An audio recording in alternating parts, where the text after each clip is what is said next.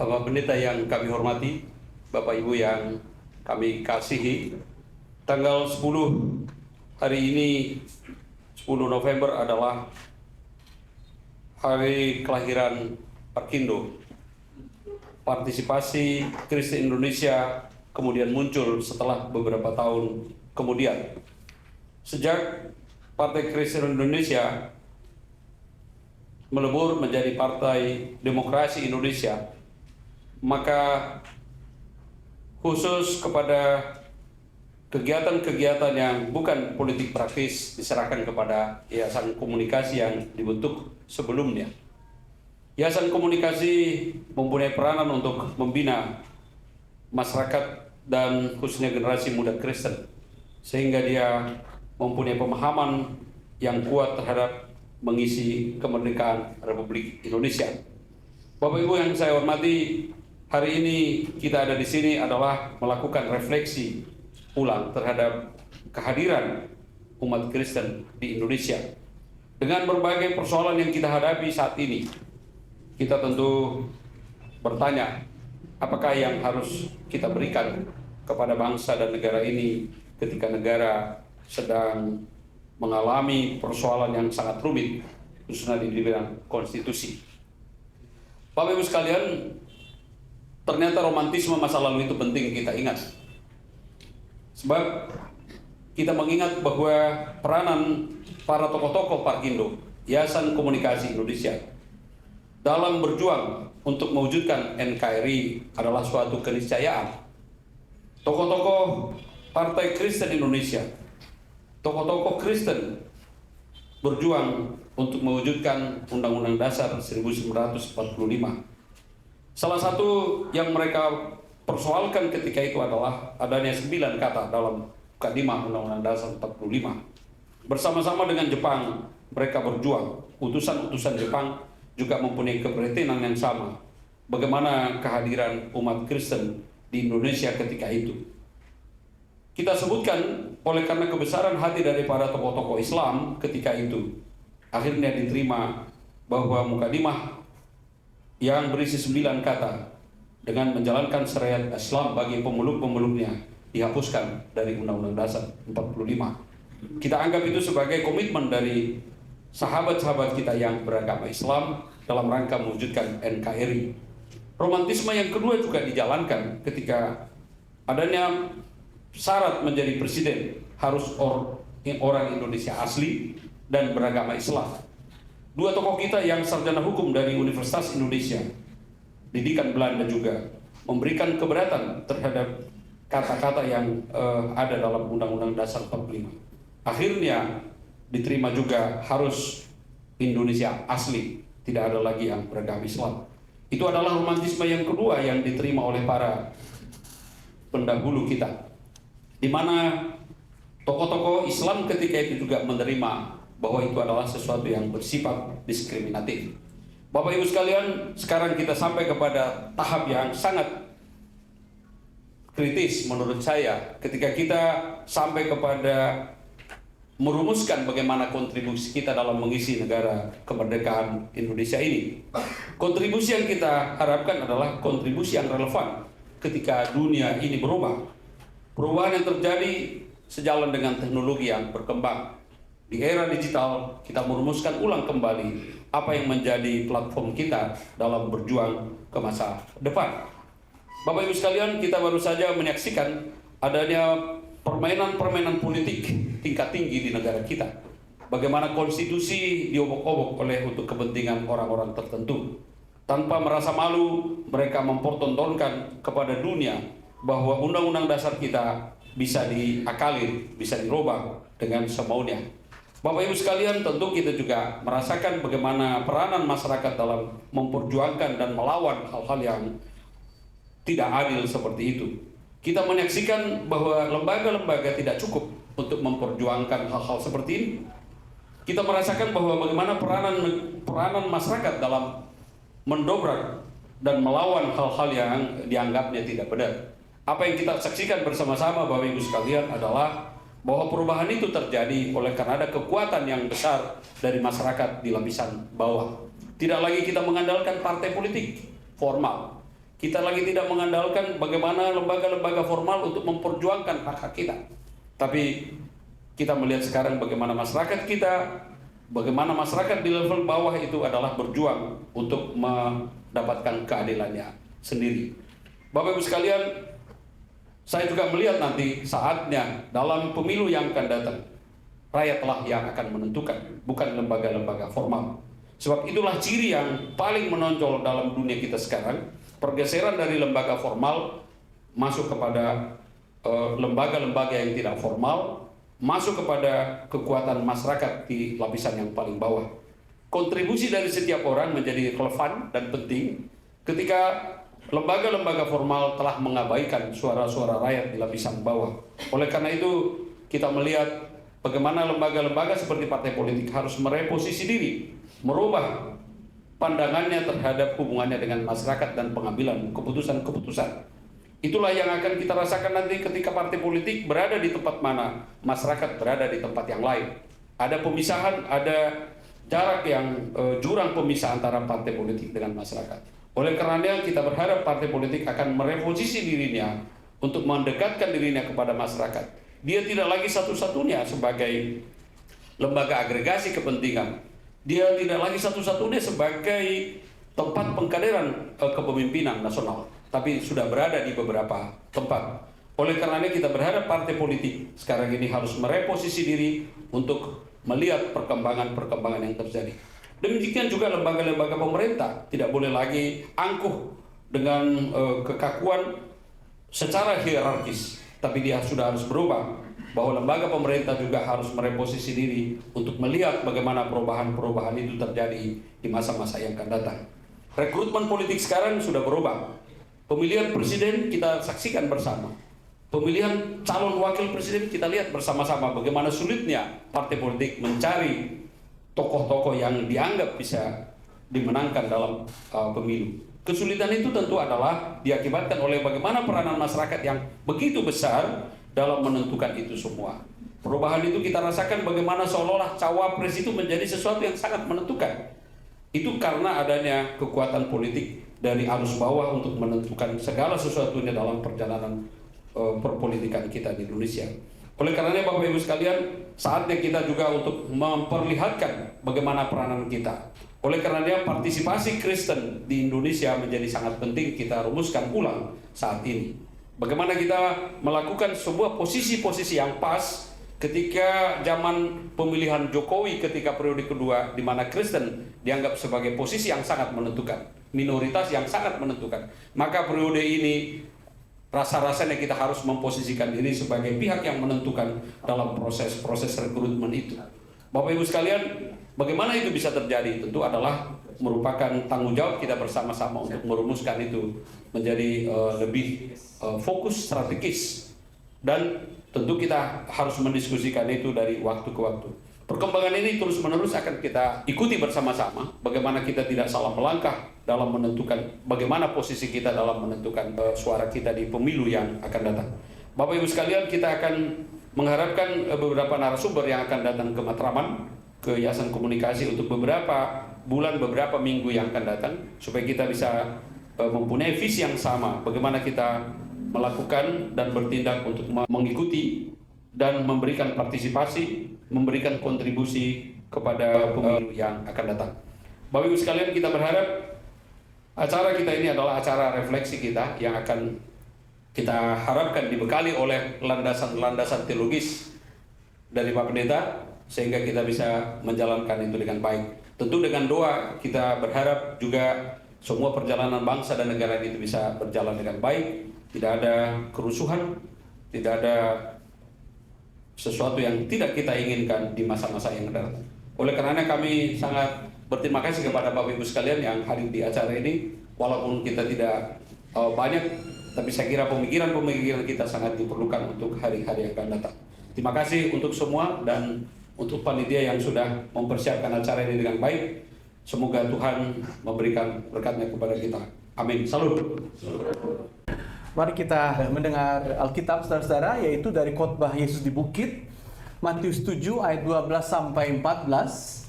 Saudara pasti sudah sering mendengarkan ini, tapi saya akan membacakan untuk kita semakin jelas lagi mendengarnya. Diberi judul Jalan yang Benar oleh Lembaga Alkitab Indonesia, dan demikianlah tertulis Alkitab terjemahan yang pertama. Terjemahan yang kedua harusnya itu yang dibaca, tapi kali ini yang pertama. Segala sesuatu yang kamu kehendaki supaya orang perbuat kepadamu, perbuatlah demikian juga kepada mereka.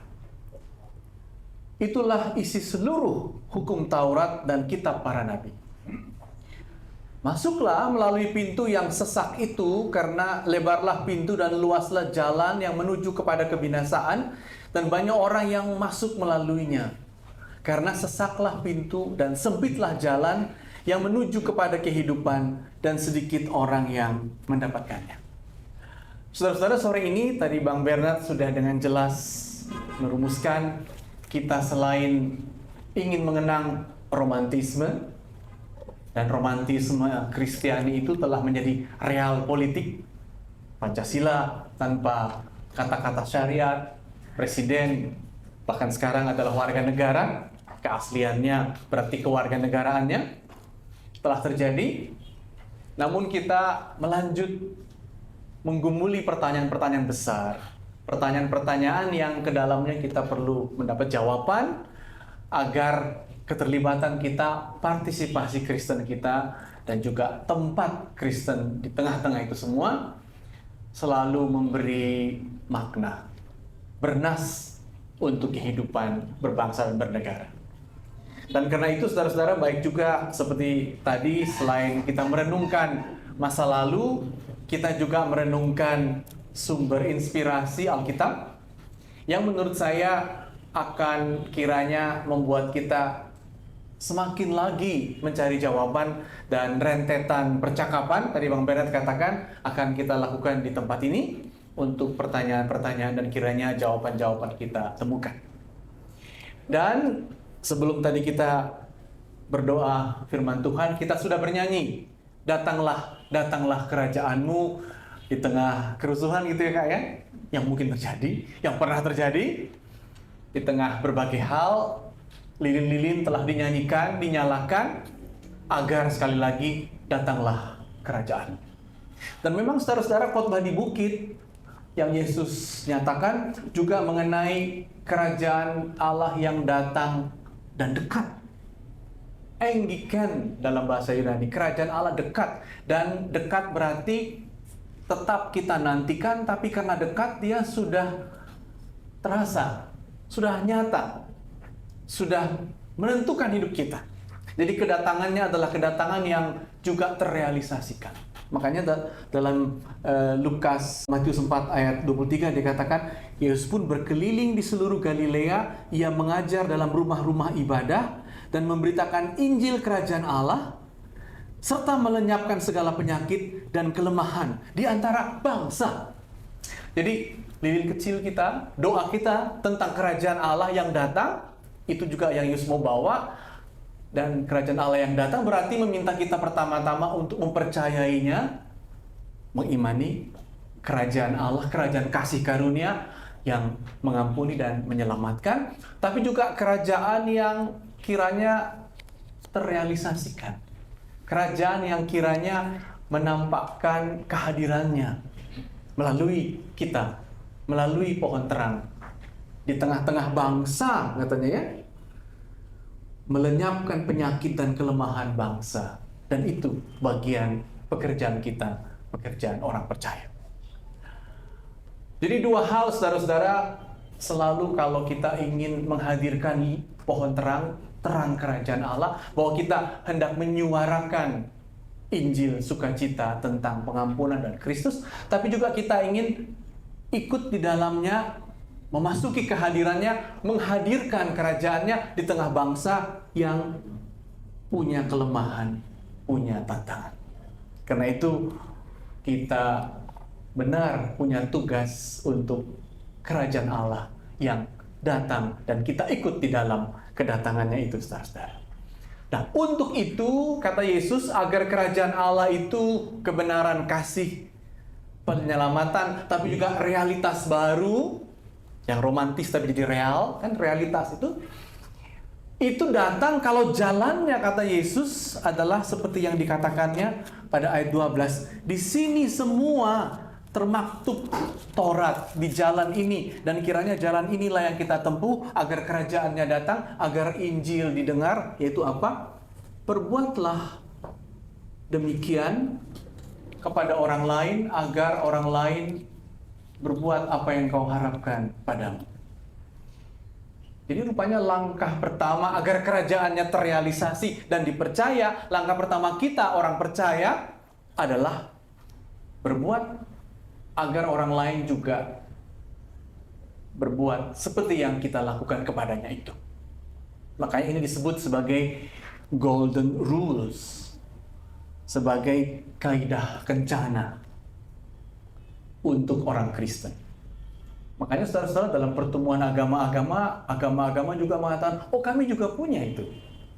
Misalnya Konfusius mengatakan dalam Analek 15, jangan lakukan kepada orang lain yang kamu tidak inginkan. Jadi, jangan mengganggu supaya kamu tidak diganggu. Lalu Hindu juga mengatakan dalam Mahabharata 15:17, jangan lakukan kepada orang lain rasa sakit, nanti kau akan menerima rasa sakit. Jangan lakukan. Buddha juga mengatakan, jangan sakiti orang lain dengan cara yang juga nanti menyakitimu. Sehingga kita kalau mendengar itu kita bisa mengatakan, memang Kristen itu universal, walaupun ada bedanya dengan saudara-saudara yang tadi dalam menghadirkan dirinya. Kita mulai dengan lakukanlah sesuatu. Jangan bicara hati-hati, jangan ini, jangan itu, nanti kau kena. Kita itu bukan komunitas yang memproteksi diri, menutup diri, undur diri, hanya was-was. Tapi kita mengatakan, langkahkan sesuatu. Ini golden rules orang Kristen. Agar nanti mereka akan melangkah seperti yang kau langkahkan itu. Dan sekali lagi, ini untuk Injil. Ini untuk kehadiran Injil. Ini untuk kerajaan Allah yang kita hendak datangkan bersama kedatangannya, agar semakin nyata di tengah-tengah bangsa yang sekali lagi punya kelemahannya ini. Jadi saudara-saudara, kiranya kita percaya pada langkah lebih dulu, inisiatif. Dan saya ketika mengamati seorang motivator ternama seperti Pak Sigit, kan motivator ya, motivator GKPS minimal, dan juga GMKI tentu saja, namanya Stephen Covey. Dia menyebut 7 habits ya, dan habitsnya itu apa saudara-saudara? Proaktiflah katanya. Berbuatlah sesuatu agar orang lain berbuat apa yang kau buat padanya. Betul. Win-win solution lah. Oh iya, win-win lah. Kita memang harus memenangkan saudara kita agar kita menang. Suasananya tidak langka, tidak scarcity suasananya. Kau menang, saya akan menang. Bukan kau menang, saya akan kalah. Dan semua itu adalah habits-habits yang diusulkan oleh Stephen Covey. Dan saya baru sadar, itu pun ketika SBY mengundangnya dulu datang, oh dia seorang pendeta ternyata. Pantaslah dia mengulang apa yang Yesus katakan. Lakukanlah sesuatu, tapi sekarang dengan teknik yang lebih mutakhir, yaitu proaktif lah, win-win solution lah, first thing first lah, kan begitu ya. 7 itu kita nggak usah menguraikannya hari ini. Tapi dengan kata lain, saudara-saudara, yang Stephen Covey mau katakan, yang Yesus mau katakan ialah bahwa untuk menghadirkan kerajaan Allah, mulailah dengan satu mental abundance. Ada yang melimpah padamu, yaitu apa? Kau bisa memulai melakukan sesuatu. Karena melimpah juga kasihnya, yaitu kerajaannya yang datang, kasih pengampunan dan realisasinya. Maka jangan mulai dengan perasaan kami sedang minim, kami minoritas, kami nggak bisa apa-apa, kami kekurangan. Nggak. Datanglah dengan sesuatu yang berlimpah padamu karena Injil, dan itu berarti apa? Lakukanlah sesuatu agar nanti orang lain akan mengulang padamu kebaikanmu, positif sifatmu, inisiatifmu, kecerdasanmu, dan lain-lain. Jadi saudara-saudara, tampaknya itulah kaidah emas kita untuk bangsa ini. Dan kaidah emas itu tidak membuat kita seolah-olah lebih saleh, tidak. Hanya kita mau melangkah lebih dulu agar orang lain memberi respons Kita tidak mau memulai dengan mewaspadai saja, jangan ini, jangan itu. Tapi kami ini inginkan, kami ini ajukan, kami ini usulkan agar orang lain juga menyambutnya. Ini yang disebut sebagai kaidah emas, dan inilah yang membuat sekali lagi kerajaan Allah datang di tengah-tengah kerajaan-kerajaan putus asa, sinisme, dan yang lain sebagainya.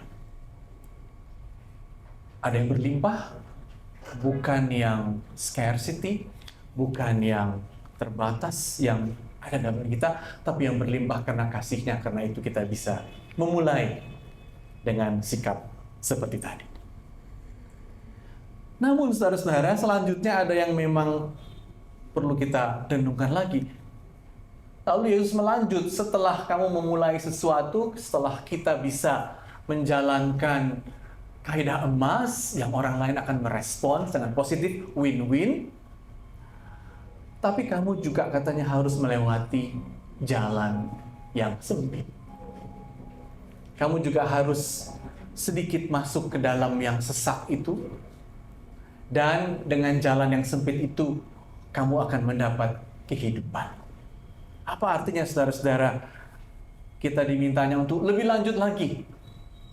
Ada kan seorang penyair Irlandia, Robert Frost, katanya ya, aku punya jalan, I want to travel the road less travel.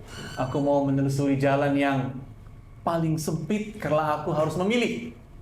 And it will make the difference. Dan itu akan menunjukkan di mana aku bedanya, di mana aku akan signifikan dalam kehadiran. Jadi seperti tadi Bang Bernard juga katakan, kehadiran kita memang memberi arti bagi bangsa ini, tapi kehadiran kita juga tidak sekadar ikut bersama-sama kehadiran yang positif, tapi kita juga kiranya memiliki warna, memiliki keunikan, partikularitas dalam kehadiran kita. Dan karena itu Yesus juga mengatakan, lewatilah juga jalan yang sempit.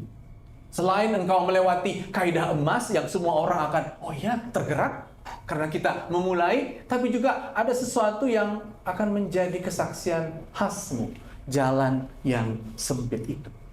Apa maksudnya? Bahwa kita juga diminta hari-hari ini apalagi untuk melewati jalan yang sempit, dan tampaknya memang agak sempit juga keadaannya, gitu ya, tidak leluasa lagi. Tapi memang Tuhan mengatakan, ya lewatilah itu. Nah, para penafsir ketika merenungkan ini menemukan kurang lebih seperti ini, bahwa menurut Yesus ini pintu yang nanti tidak akan ditutup. Jadi ini bukan soal nanti kalau kau terlambat seperti 5 perempuan yang bodoh itu kau akan ditutup. Bukan ini soalnya, beda. Dan Yesus juga ingin agar kita melewatinya, dan maksudnya sebenarnya cukup sederhana, yaitu bahwa dengan kau melewati jalan yang sempit, kau menemukan dirimu memang apa adanya. Kau memang harus mulai dengan rendah hati mengatakan, yang besar adalah kasih dan kuasa dan keadilan Tuhan. Yang besar adalah pengampunan dan berkat-Nya, yang terus-menerus harus kita aminkan dengan mengatakan, ya Tuhan, jangan aku yang membesarkan diriku, jangan aku yang hendak dengan gigantisme mengatakan, sayalah yang akan mengatasi semua ini. Tapi Tuhan ingin kita, kau harus melewati dan kau menemukan dirimu memang terbatas, rendah hati, agar semakin nyata kebesarannya, agar semakin konkret kuasanya dalam kehidupan. Mungkin ini penting juga dalam hidup kita, agar kita jangan cepat-cepat putus asa kalau kita nggak bisa mengerjakan yang besar-besar, agar kalau kita seperti harus terbatas, harus hanya bisa melakukan sedemikian, kita menerimanya dan kita bisa mengatakan, ya Tuhan, Engkaulah yang menambahkan, Engkaulah yang menyempurnakan, Engkaulah yang sungguh besar di hadapanku. Itu yang pertama. Tapi yang kedua yang juga disiratkan oleh perkataan Yesus tadi adalah, dengan kamu diminta untuk melewati jalan yang sempit, berarti kau harus melewatinya dengan sungguh-sungguh, melaluinya dengan dirimu, dengan kau alami sendiri, kau lewati sendiri. Seperti kau sedang diuji, apakah kau bisa lewat? Seperti kau harus berupaya agar kau tidak memasuki kehidupan seolah-olah dengan lenggang kangkung, itu kata orang Medan. Agar kau tidak melewati semuanya dengan karbitan, tapi agar betul-betul kerajaan Allah, kasih, berkat, pengampunan itu bagian dirimu. Karena engkau melaluinya, karena engkau melewatinya sempit, tidak cepat, tidak mudah, tidak dikarbit, tapi dengan prosesmu yang sungguh-sungguh kau rasakan, kau alami. Lewatilah jalan yang sempit itu. Temuilah dirimu melalui banyak hal. Temuilah Parkindo ini melewati jalan-jalan yang tidak mudah. Agar apa? Agar itulah yang muncul melalui Parkindo. Bahwa dia menunjukkan kebesaran Allah, menunjukkan kebesaran kasih Allah, bukan dirinya. Dan bahwa dia memang tangguh. Karena dia telah melewati jalan yang sempit itu. Ada foto Pak Sabam di sini. Dan dia akan mengatakan politik itu suci, begitu ya. Mengapa politik itu suci? Karena perjuangan-perjuangannya. Karena ada yang diupayakan, karena ada yang pasti membenturnya, karena ada yang pasti membuatnya harus merasa terpukul, tapi juga karena ada yang membuatnya tahan uji dan mampu lagi dan terus lagi menunjukkan apa yang diyakininya di tengah-tengah kehidupan politik hari-hari ini, akhir-akhir ini. Jadi saudara-saudara, mengapa kita bersuka cita? Pertama-tama tadi, seperti kata Bang Bernard, karena kita mengenang hal yang baik sekali. 7 kata dalam Pancasila tentang Indonesia telah terbentuk oleh kehadiran orang Kristen. Karena itu kita boleh mengatakan jalan yang kami tempuh diberkati di negeri ini. Tapi juga mengapa kita bersuka cita hari ini mengenang itu semua? Karena kita diminta untuk melanjutkan perjalanan lagi. Dan seperti kata Injil, seperti kata Yesus, lewatilah itu pertama-tama dengan cara-cara yang diterima masyarakat pada umumnya dengan golden rules itu. Tapi mulai sesuatu, buat inisiasi, dan harapkanlah bahwa orang akan menyambutnya secara positif, bukan dengan takut apalagi mundur dalam kancah kehidupan. Tapi yang membuat kita bersuka cita, di situ juga akan terlihat bahwa kita memang orang Kristen. Bahwa ada yang khusus dari cara kita, karena kita mau melewati jalan sempit itu. Jalan yang membuat kita rendah hati dan mengatakan, Kaulah ya Tuhan yang sesungguhnya menentukan melalui langkah kami. Tapi juga yang kedua, ya Tuhan, kami memang harus menempuh jalan ini agar semakin kelihatan bahwa kami tahan uji, bahwa jalan kami adalah memang sesungguhnya keyakinan kami dan sesungguhnya cerminan dari iman kami kepada-Mu. Kiranya saudara, dengan semua itu kita bisa terus merefleksikan.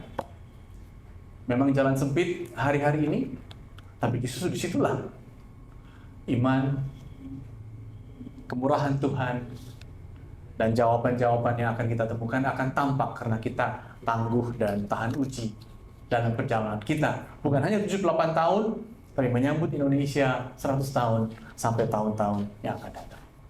Saya tahun 71, ketika saya sekretaris BPC GMKI Medan, saya diminta ikut kampanye Parkindo di Sumatera Utara. Itu Dasito, Daulat Storus, almarhum. Kemudian Tarubar Semajunda, almarhum. Kemudian ada lagi satu lagi Sekjen PDI Butuh TPA, juga dua almarhum.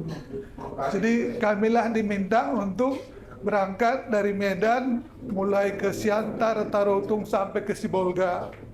Lalu kita disuruhnya juga untuk berpidato kampanye untuk pemenangan Parkindo pada waktu itu. Itulah saya waktu itu pertama-tama tahu namanya politik, itu juga kami disiapkan hanya beberapa hari. Langsung saja tancap berani. Tidak tahu gitu ya. Saya kira Anda juga pasti ada pengalaman-pengalaman begitu semua.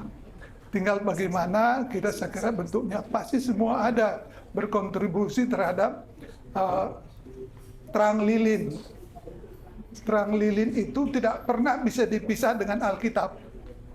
Sehingga dulu kami diajari begini, jadi peganglah lilin itu tangan kiri, Alkitablah di tangan kanan, gitu. Jadi selalu adalah lilin itu tidak pernah lepas daripada Alkitab.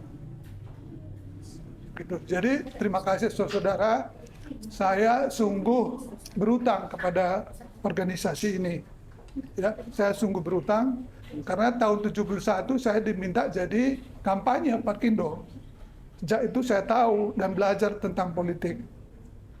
Lalu kemudian saya berpacaran sama adiknya Sabang Sirait ini.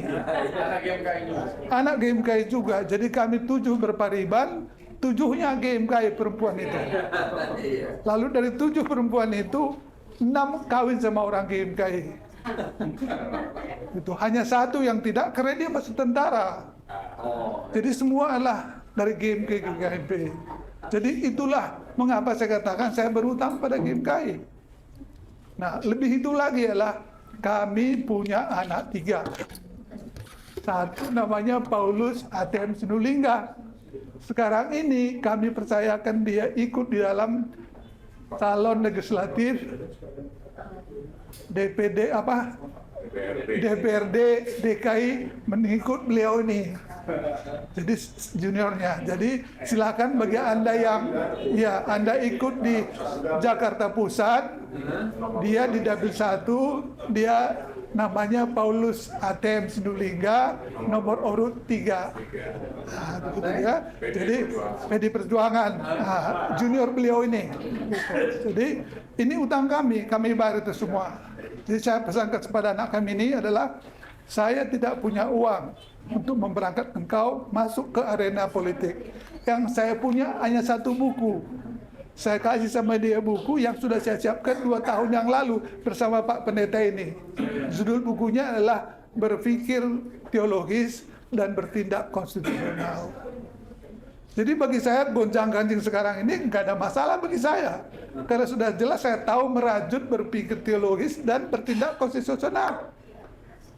Dan saya sekarang pada tahun 2008, nggak apa-apa ya saudara ya, konsisten saya dengan Parkindo itu, maka tahun 2008 saya masuk PDI. Jadi saya punya KTA yang ditandatangani oleh Megawati tahun 2008. Gitu. Nah, apakah ini semua karena saya lakukan? Enggak.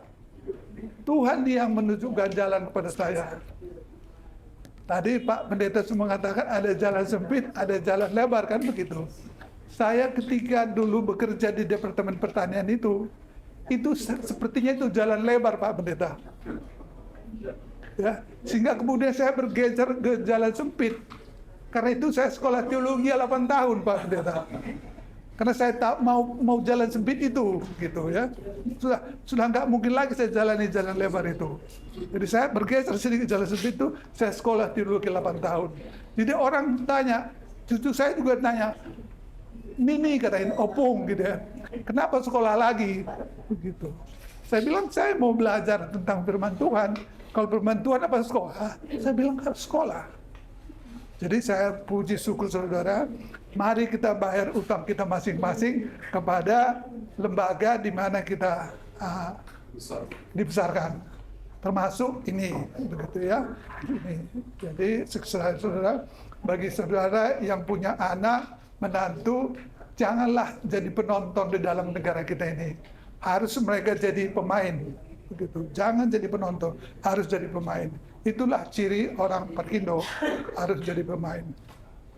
Dan terakhir barangkali saya pesankan sedikit, ini ketika saya ketemu dengan Bang Sabam terakhir sebelum dia meninggal.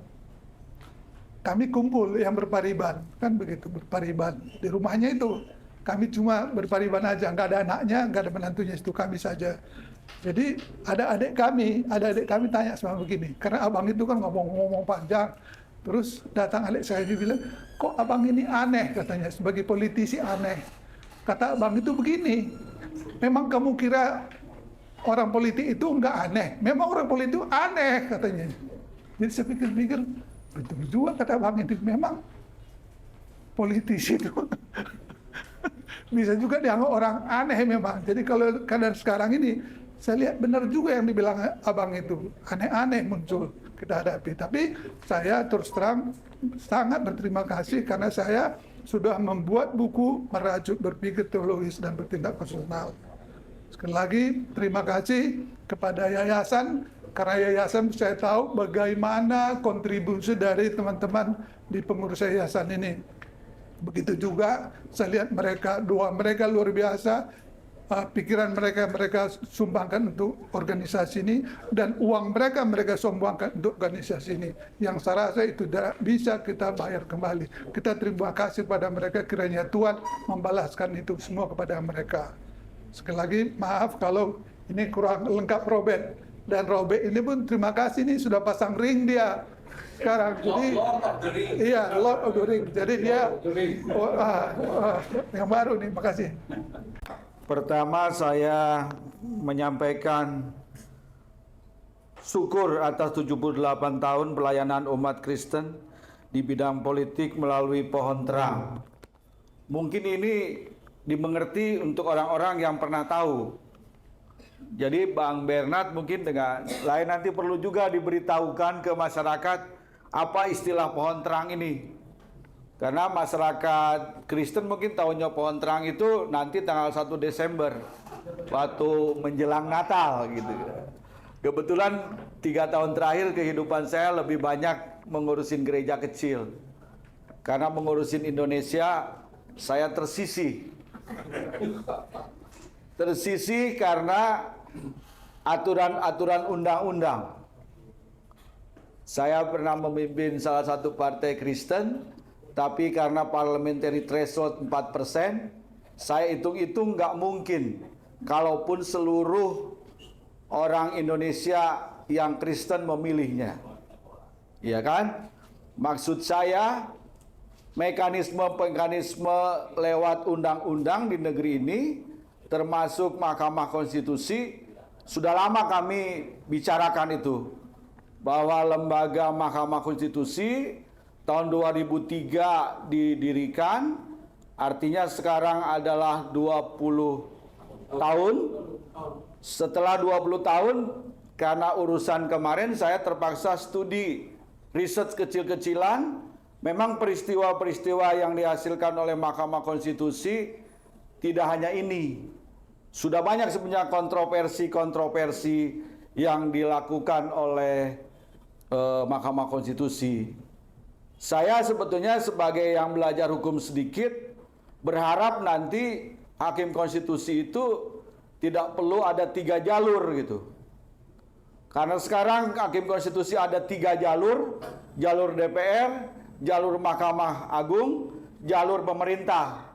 Nampaknya dalam riset yang saya lakukan kecil-kecilan, semuanya seolah-olah harus mengabdi kepada jalur-jalur itu. Padahal setelah saya pelajari, sebetulnya itu mekanisme rekrutmen, bukan mekanisme untuk dijadikan untuk menjadi melapor. Kita doakanlah saudara kita, Bang Daniel Yusmik, karena dari 9 hakim konstitusi itu, seingat saya ada 2 orang yang pergi ke gereja setiap hari Minggu. Di antara 9 itu ada 2 orang yang satu malah satu sinode sama saya GKPI, yang marga Sitompul. Jadi Pak Daniel Simanjuntak ini harus terus lebih berdoa lagi untuk itu. Yang terakhir mau saya sampaikan, sebetulnya di akar rumput, karena saya sekarang hidupnya banyak bertemunya hanya dengan warga jemaat. Warga jemaat ini sekarang dan orang Kristen, orang Batak, kebetulan saya ketua 1 pengurus pusat Sinaga sedunia. Jadi sejak tahun 98 Semua orang sekarang dipaksa untuk berpolitik, termasuk dalam arisan-arisan, termasuk dalam kumpulan gereja-gereja.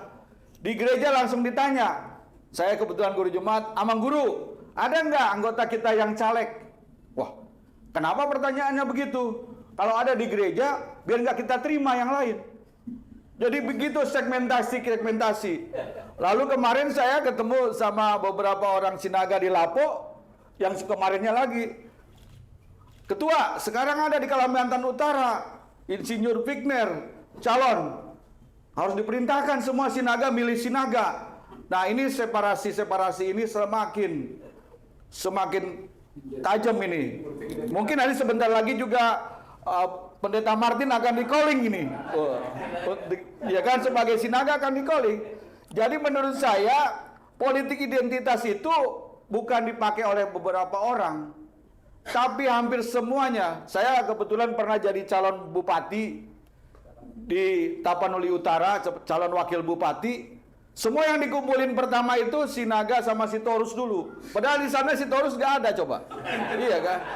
Untung aja opung saya marga Panggabean, agak banyak Panggabean di sana kan? Iya kan? Marga Tambunan. Jadi semuanya pakai pola-pola identitas. Dan ini menurut saya sesuatu yang real dan partisipasi Kristen. Sebetulnya beberapa tahun yang lalu kita pernah diskusi di Wisma Sinar Kasih. Tulang Sabam sebenarnya waktu itu juga hadir. Bagaimana kita menghadirkan kembali Parkindo waktu itu. Parkindo. Cuman lagi kita berproses Bang, udah langsung rebutan. Cien. Belum gol di Kementerian Hukum. Kebetulan saya bergaul dengan wartawan-wartawan sejak saya tahun 2003 menjadi ketua umum GAMKI. Itu wartawan-wartawan Kristen itu sahabat-sahabat saya. Jadi kita organisir untuk sebagaimana partai Kristen itu hadir lagi. Karena potensinya secara matematis ada, tapi ternyata kesatuan hati kurang. Itu aja. Jadi politik identitas nggak jauh-jauh dari kita. Tapi terima kasih untuk 70 tahun pelayanan umat Kristen di bidang politik. 78. Dan terima kasih Mas Sigit datang hari ini. Kalau tidak ini kumpulan orang Batak per tahun. Dengan topi pecinya juga. Nah, jadi saya begitu tadi Mas Sigit datang, saya katakan, oh ini pertemuan Indonesia. Wah syukurilah, iya kan? Nah, sian dan terima kasih. Mungkin juga atas nama senior GMKI, saya sebagai Sekjen Perkumpulan Senior perlu juga menyampaikan selamat. Karena dari sini juga senior GMKI banyak belajar untuk berpolitik. Mudah-mudahan tidak ada yang ditangkap KPK beberapa hari mendatang, karena saya dengar akan banyak yang ditangkap KPK dalam rangka negosiasi, dalam rangka memenangkan Pilpres. Ini bukan isu tapi karena korupsi dalam rangka. Ya karena korupsi sama yang lain juga ada nih. Karena tidak suka juga boleh sekarang. Karena seperti tulisannya Bang Martin di WA Group, supir aja sekarang udah ngerti. Supir katanya udah ngerti. Kok kadang-kadang lihat ke kanan, kadang-kadang lihat ke kiri. Partainya kadang-kadang merah, kadang-kadang kuning. Sekian dan terima kasih. Shalom, salam sejahtera untuk kita semuanya. Atas nama pribadi dan tentu juga atas nama pengurus Lembaga Alkitab Indonesia, saya menyampaikan turut bersyukur, bersukacita, dan selamat 78 tahun pelayanan umat Kristen di bidang politik melalui Pohon Terang. Asumsi saya Pohon Terang ini di dalam payung Yayasan Komunikasi Indonesia tentu. Jadi sekali lagi selamat yang pertama, dan saya ingin menyampaikan dua hal saja Bapak Ibu sekalian. Yang pertama perspektif Alkitab, yang kedua perspektif kejawaan. Nah, saya kira yang kedua akan lebih menarik ya.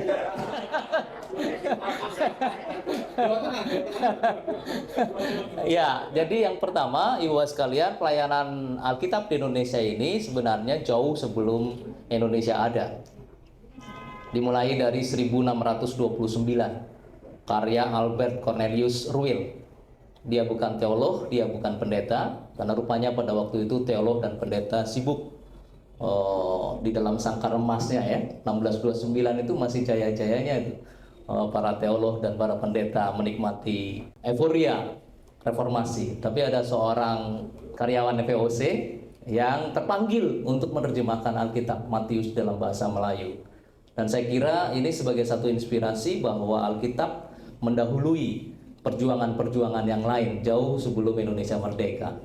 Dan diteruskan oleh lembaga Alkitab Inggris yang 1800-an baru berdiri, lembaga Alkitab Belanda belakangan, dan pada akhirnya 1954, 9 Februari, lembaga Alkitab Indonesia berdiri. Itu pertanda bahwa tahun depan baru 70 tahun. Jadi LAI itu adik kelasnya YKI. Ya, 78 LAI baru 70. Tapi menelisik sejarah yang ada, sebenarnya pelayanan Alkitab di Indonesia sangat tua dan menginspirasi banyak tokoh-tokoh politik di Indonesia untuk bergerak dan memperjuangkan sesuatu yang nilai-nilai universal sangat baik. Dan saya kira sampai hari ini pun di dalam kegalauan tingkat dewa, Alkitab bisa menjadi sumber kekuatan bagi kita untuk kita bisa teguh berpegang, melakukan jalan ke depan, dan dengan terang Roh Kudus masuk ke dalam jalan-jalan sempit pun tidak ada persoalan, karena kita akan tetap kuat ke depan. Itu yang pertama. Tentu Lembaga Alkitab Indonesia dalam perjuangan 70 tahun ke depan juga membutuhkan ibu bapak dan saudara yang berkecimpung di bidang politik.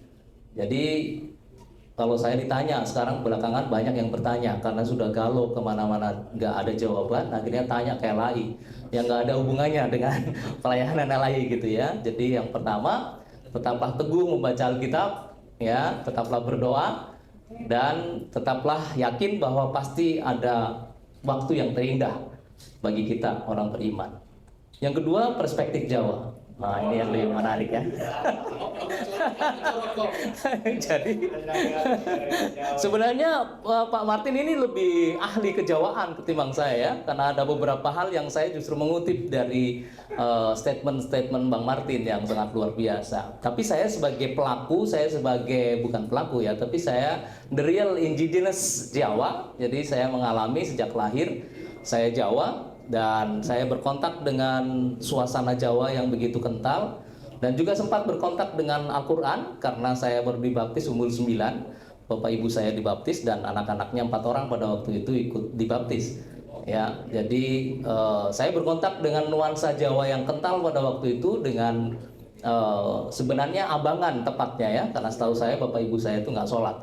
Jadi membiarkan saya bergaul. Saya lebih banyak kalau setiap hari pulang sekolah itu mainnya di langgar itu masjid kecil gitu ya, dan belajar Al-Quran nggak bisa ya, alif, bata, sakdo dan seterusnya itu nggak bisa sampai teman saya mengusulkan supaya disobek saja gitu, dibakar lalu arangnya dimasukkan air, lalu air itu diminum. Dan itu saya lakukan sungguh gitu ya. Dan apa yang terjadi makin bingung juga, nggak ngerti gitu artinya ya. Jadi akhirnya mungkin Tuhan kasihan, udah gitu kau jadi Kristen aja daripada mesti ke sana gitu ya. Dalam konteks Jawaan, Bapak Ibu sekalian, satu hal yang saya alami, saya lihat dan belakangan juga saya analisis, itu ada hal-hal yang sebenarnya sangat utama ya. Harmoni itu menjadi sesuatu yang nilai utama orang Jawa. Makanya orang Jawa itu, kalau orang Batak itu fokusnya kepada raja, yang gitu ya, apapun raja gitu ya. Apapun ya, raja sebagai satu simbol keunggulan gitu ya. Bahkan ada Raja Parhobas juga ada ya. Ada Raja Parhobas. Ada Raja Parbengkel juga ada gitu ya. Jadi saking fokusnya kepada raja gitu ya. Kalau orang Cina itu jaya. Ya, selalu. Makanya ada kemenangan jaya, ada harapan jaya, ada perusahaan-perusahaan namanya jaya. Bahkan nama-nama orang juga Wijaya gitu ya. Itu pertanda bahwa memang fokusnya jaya. Makanya Bang Martin ini paduan antara raja dan jaya. Ya. Karena ada Bataknya, ada Cinanya. Jadi luar biasa nih ya. Raja yang jaya gitu. Nah, kalau orang Jawa itu Bapak Ibu sekalian fokusnya pada selamat. Sluman selamat gitu ya. Kalau ada 10 orang Jawa kumpul itu pasti ada 1-2 orang namanya selamat. Jadi sebenarnya yang butuh juru selamat di Indonesia ini hanya orang Jawa sebenarnya. Yang lainnya nggak butuh juru selamat. Jadi fokus selamat itu Bapak Ibu sekalian ya, dalam arti positif, orang Jawa itu nggak mau konflik, menghindari konflik gitu. Dalam menghadapi situasi-situasi kritis, orang Jawa itu nggak muncul, dia lebih banyak reflektif, dia mundur. Ya, dalam konteks kejawaan pada umumnya seperti itu. Begitupun dengan saya, dengan keluarga dan teman-teman Jawa pada umumnya dalam situasi galau tingkat dewa ini nggak banyak komentar. Ya, diam, refleksi apa yang terjadi. Gitu. Saya kira ini juga sesuatu yang mungkin bisa jadi referensi buat orang-orang beriman di Indonesia. Karena begitu kita berkomentar bukan menambah satu kecerahan, tapi menambah secara tidak langsung kegalauan, bising, gitu ya. Dan saya kira ini sebagai sesuatu yang bisa jadi inspirasi. Yang kedua, huruf Jawa itu kalau dipangku mati. Hono coroko. Ho itu berbunyi ho, tapi begitu dipangku langsung ho-nya, o-nya hilang. Jadi h tanpa o, mati. Misalnya tanah. Tanah itu kalau ditulis itu to ya, no, ho. Tanaha harus ada di pangkunya baru tanah bunyinya. Ya. Kira-kira gitu. Filosofinya Bapak Ibu sekalian, kalau orang Jawa dipangku artinya dipuji-puji ya, dimuliakan ya, diagungkan. Nah, kira-kira gitu ya. Mati dia. Nah, Bapak Ibu, ya teman-teman, mungkin kita bisa berefleksi juga. Mungkin ada juga yang memangku orang Jawa ini sehingga dia mati. Ya, sehingga dia tidak hidup. Artinya tidak memberikan kecerahan dalam kehidupannya. Perspektif yang ketiga, Ibu Bapak sekalian, ya.